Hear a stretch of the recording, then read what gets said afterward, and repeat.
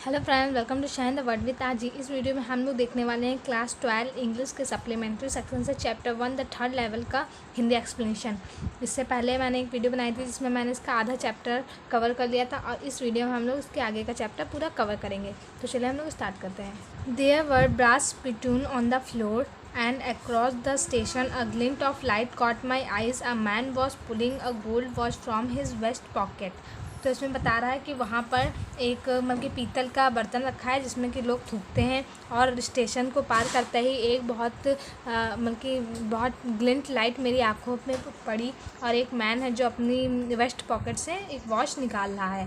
He snapped open the cover, glanced at his watch and frowned. तो उसने जो है उसका कवर हटाया और अपनी वॉच को देखा और वहाँ से चला गया। He wore a derby hat, a black 4 button suit with tiny lapels and he had a big black handlebar मुस्टेच।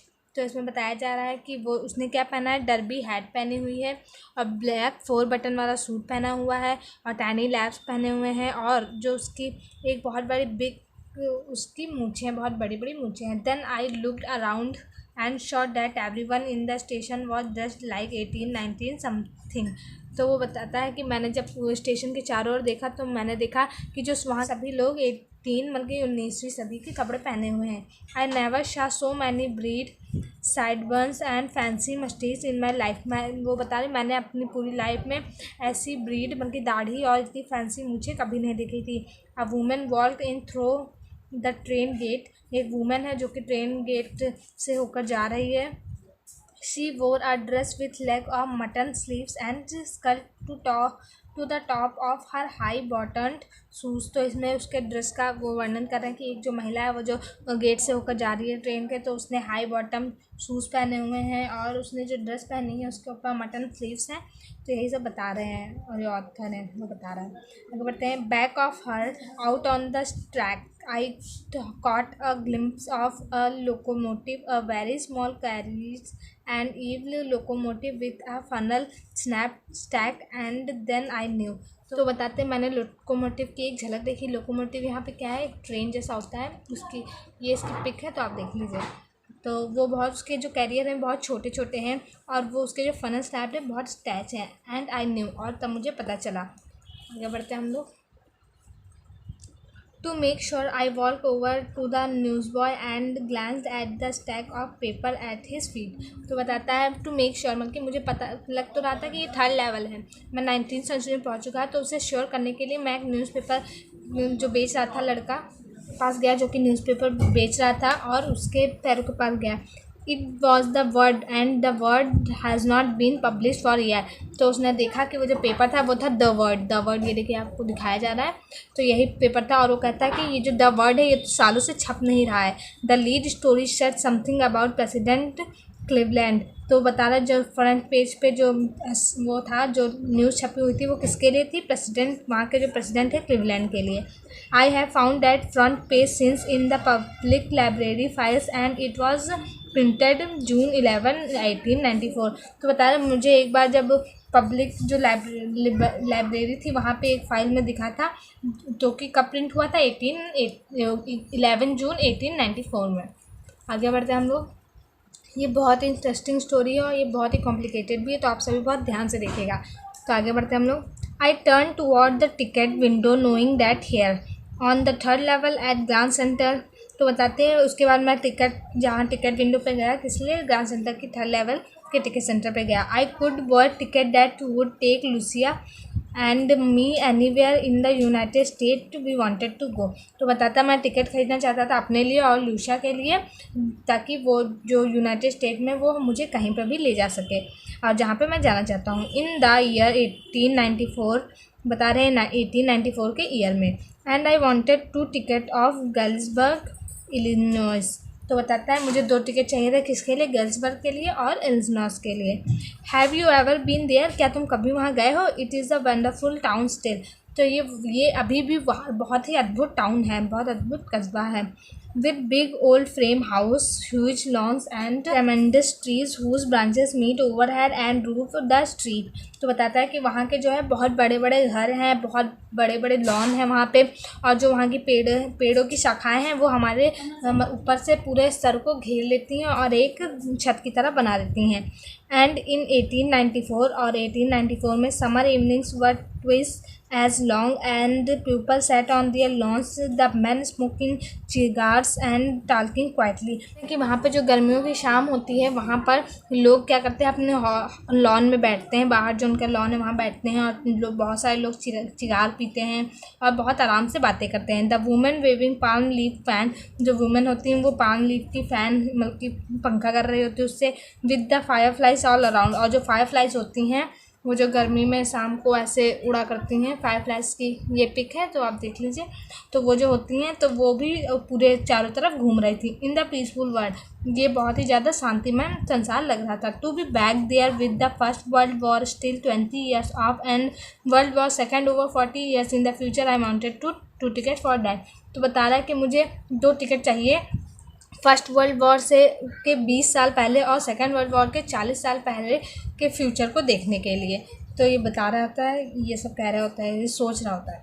उसके बाद आगे बढ़ते हैं हम लोग। The clerk figured the fare, he glanced at my fancy hatband but he figured the fare and I had enough for 2 coach tickets on way. तो बताता जो क्लर्क होता है, जो विंडो पे बैठा होता है टिकट देने के लिए, तो उसने उसका फैंसी हेडबैंड देखा और उसने उसका मूल्य तय कर दिया। And I had enough for 2 coach tickets, और उसके पास इतना था कि वो 2 टिकट्स के रुपए दे सके on way. But when I counted out the money and looked up the clerk was staring at me. तो बताया था जब मैं रुपए गिन रहा था और मैंने ऊपर की तरफ देखा तो मैंने देखा जो क्लर्क था वो मुझे घूर रहा था। ही नॉब्ड एट द बिल्स, वो जो बिल दिखाता है, that and money mister, he said, कहता है कि ये मनी नहीं है, वो बोलता है जो क्लर्क होता है। And if you are trying to skin me you won't get very far. तो कहता है अगर तुम मुझे बेवकूफ़ बनना चाहते हो तो ऐसा नहीं हो सकता।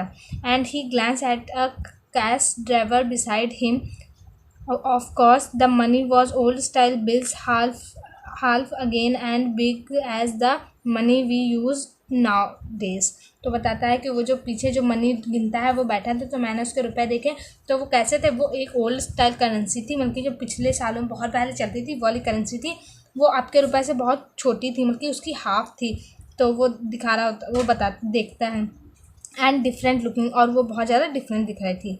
आई turned away and got out fast, there nothing nice about jail even in 1894। तो बताता है कि मैं उसके बाद जल्दी से बाहर आ गया और there nothing nice about jail. तो बताता है कि वहाँ की जो जेल थी उसमें कुछ भी अच्छा नहीं था इवन 1894। That was that. उसके बाद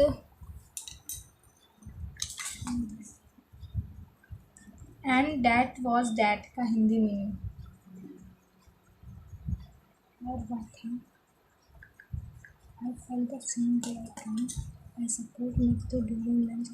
तो कहता है और वह था, एंड दैट वॉज दैट, और वह था, आई फेल्ट हिज, आई केम। तो बताता है मैं जिस रास्ते से आया था उसी रास्ते से चला गया। I suppose next day during lunch hour I drew $300 out of the bank nearly all we had the bought old style currency.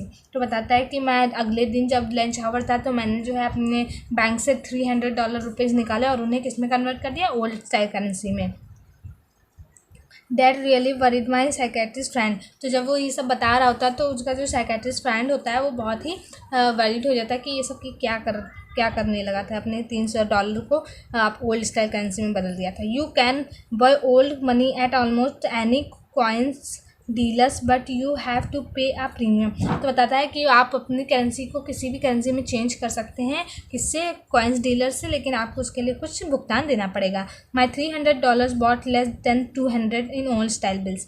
तो बताते हैं मेरे $300 किस में बदल गए, 200 बिल्स में बदल गए ओल्ड स्टाइल की करेंसी में। But I did not care, लेकिन वो कहता है मुझे इससे कोई फ़र्क नहीं पड़ता। एग्स वर 13 cents अ डोज़न इन 1894। तो मतलब वो बताता है कि पिछले ज़माने में बहुत सस्ता हुआ करता था, क्योंकि जब एग्स होते थे वो 1 दर्जन एग 1894 में कितने के मिलते थे, 13 cents के मिलते थे। तो आगे बढ़ते हैं हम लोग। But I have never again found the corridor that lead to the third level at Grand Center station. लेकिन वो बताता है लेकिन मुझे दोबारा कभी भी ग्रैंड सेंटर स्टेशन का थर्ड लेवल नहीं मिला, although I have tried often enough. लेकिन क्योंकि उसने बहुत ज़्यादा ट्राई किया उसे फिर भी नहीं मिला। Louisa was pretty worried when I told her all this. तो जो लुइशा उसकी वाइफ होती है वो बहुत ज़्यादा परेशान हो जाती है जब वो सब उसे ये बताता है। And did not want to me to look for the third level anymore. और वो उसे अब और भी थर्ड लेवल ढूंढने नहीं देना चाहती थी। And after a while I stopped I went back to my stamp.